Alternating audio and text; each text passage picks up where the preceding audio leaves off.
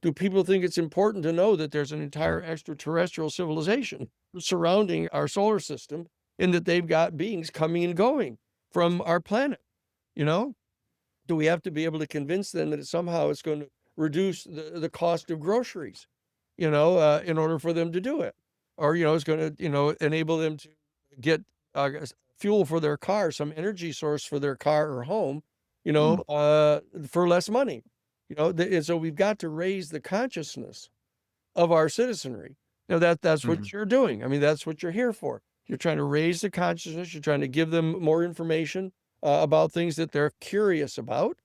Mhm. In this particular case, and this is a great subject because everybody is curious about this, and everybody Right. does want to know about this. And regardless of what your general political ideology is, anybody, once you can get past that indoctrination that they've been subjected to, which is we now know is a complete active covert operation going on by the Central Intelligence Agency's Operations Directorate to try to convince anybody and everybody that if you believe that UFOs are real, you are mentally ill.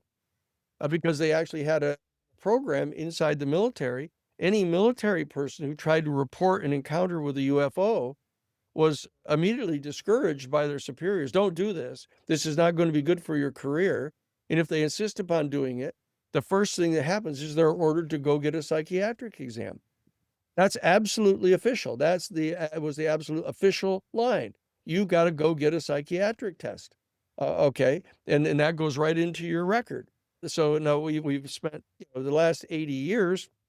I've spent 50 of those years working on this. Ever since 1976, and so I know that we've made some headway here. We've gotten to a point where we've gotten enough people interested in it, and they put enough pressure on their Congress people to get some of the information.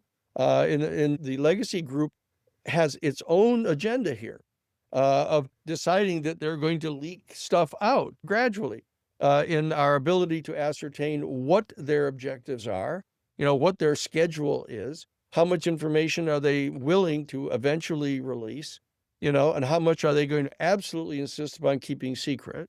For example, the fact that they drug young children, to get them into a state of terror, to get them to leave their bodies so that they can exercise psychic capabilities, of to help pilot these craft. That's kind of a large mouthful there, but they're pieces of information like that they're never going to want to admit because I mean it's Right. going to subject them to criminal prosecution. So they're not going to let go of that no matter what you do. So we're going to have to dig that out through professional investigation, et cetera. So, I mean, obviously, that's a huge conversation there, the psionic aspect of this whole thing where people are getting injured, getting too close to the stuff, frying their brains out. Like, that's a huge conversation to have, and I'm sure those Sure. people exist, and I'm sure they've been killed associated with this, and there's probably names that we'll never know of who that's happened to.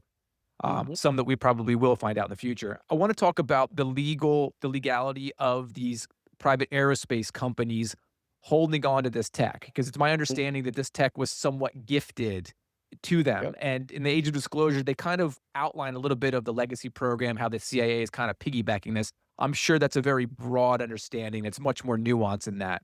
But can you talk about, do they actually have legal precedents to hold this material? Yeah. Well, it's that see, that very much depends on what the nature of the agreement was that was made. When the US expends tax money to recover one of these craft, and they bring the technology to Lockheed Martin, for example, and they provide it to them, what are the conditions of that presentation? Or, the easiest one would be, here, we're the United States government, we're gonna hire you as a contractor to tell us how this works. If that were the agreement, if that were the nature of the agreement, then there's no problem because there's no ownership entailed in that.